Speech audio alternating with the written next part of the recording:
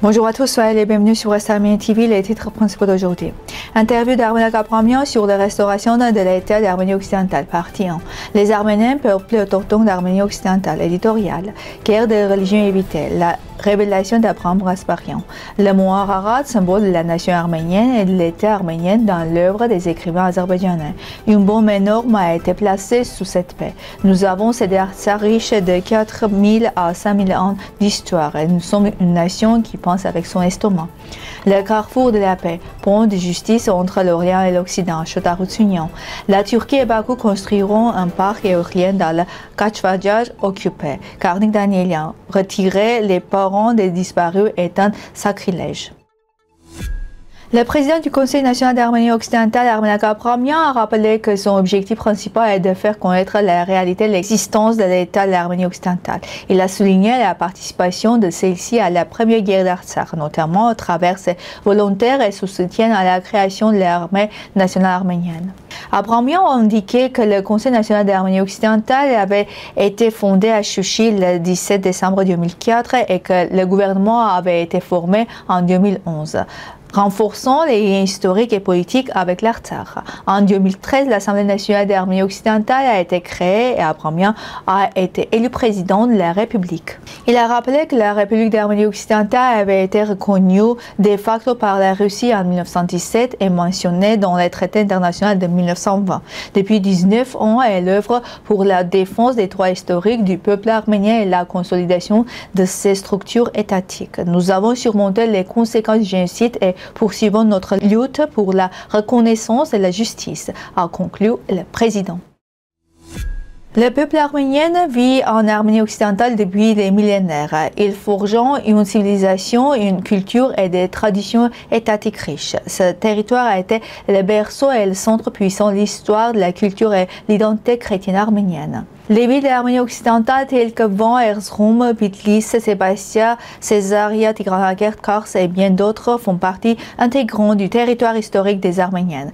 Des vestiges archéologiques et écrits attestent de leur présence sur les territoires depuis le premier millénaire avant Jésus-Christ.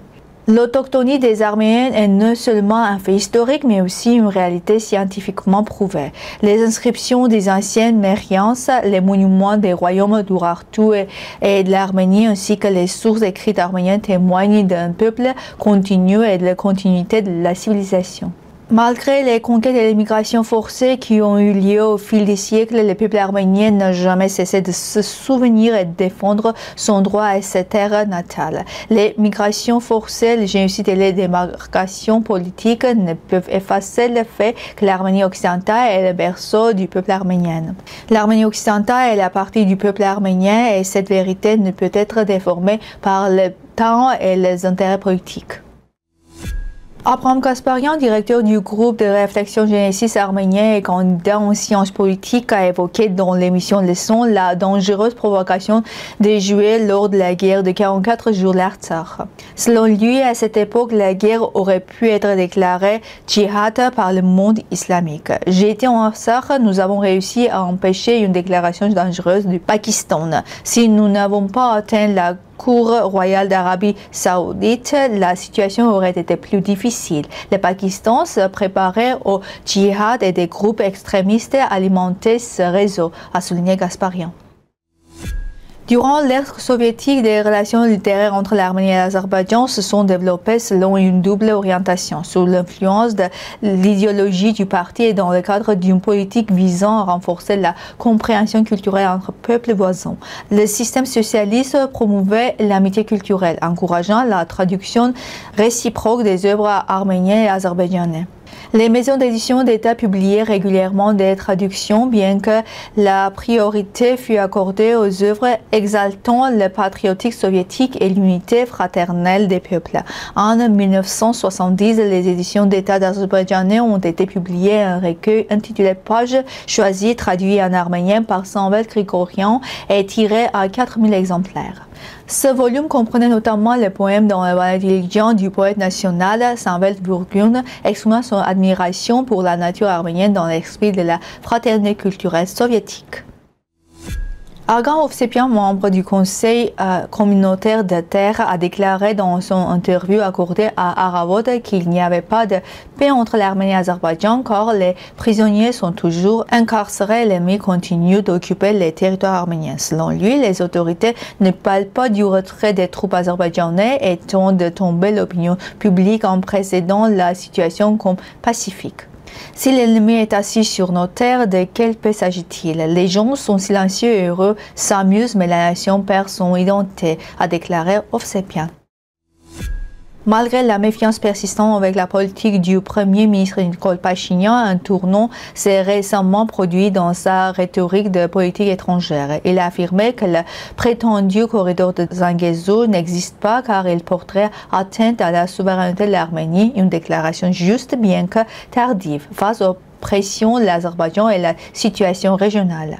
Le corridor exigé par Ilham Aliyev n'est pas un projet économique, mais un chantage politique visant à affaiblir l'Arménie. En réponse, Pachinian propose le concept du carrefour de la paix, un modèle de connectivité régionale sous contrôle arménien, excluant toute cession territoriale. Cette approche, si elle est sincère, pourrait transformer l'Arménie en nœud stratégique, reliant le nord au sud et l'ouest à l'est, tout en garantissant le respect de la souveraineté, la maîtrise des infrastructures et la prévention des agressions azerbaïdjanaises. Cependant, cette idée reste incomplète dans la reconnaissance du fondement juridique de l'État arménien établi par le traité de Sèvres. Ce traité confirme l'indépendance de l'Arménie, y compris dans ses régions occidentales, demeure la seule base légale d'une paix durable. Ainsi que pour que le carrefour de la paix ait une portée réelle, les représentants de la République d'Arménie occidentale devraient participer au format de négociation afin d'assumer la continuité historique et la légitimité de l'État arménien.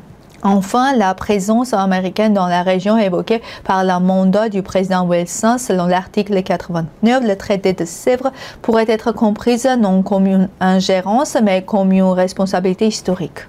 Le carrefour de la paix ne doit être un simple projet géopolitique, mais un point entre justice et souveraineté, où l'Arménie affirme son rôle de garant de la paix fondée sur le droit et la mémoire historique. L'Azerbaïdjan qui a occupé l'Artsakh met en œuvre un projet énergétique stratégique à Karwadjar en collaboration avec des entreprises turques, rapporte Ermeni Haber. Il est à noter que la capacité initiale du parc éolien qui sera construit à 3100 mètres d'altitude sera de 240 MW et pourra atteindre 600 MW ultérieurement. Sa mise en service est prévue pour 2028. Selon la stratégie énergétique de l'Azerbaïdjan, le pays prévoit d'atteindre jusqu'à 6 GW de capacité d'énergie renouvellement d'ici 2030, dont une partie importante, soit 4 GW, sera destinée à l'exportation. Karnik Danilian, député de la fonction arménienne de l'Assemblée nationale, a annoncé qu'à l'heure actuelle, 191 personnes sont toujours portées disparues et que leurs familles demandent des éclaircissements au gouvernement. Selon lui, au lieu d'exprimer leurs condoléances, les autorités arrêtent les parents des disparus. Il est stupéfiant d'arrêter les parents d'enfants disparus. Ces autorités prennent chaque jour des décisions encore plus blasphématoires, a déclaré Danilian. C'est tout pour aujourd'hui. Merci d'être avec nous. Au revoir.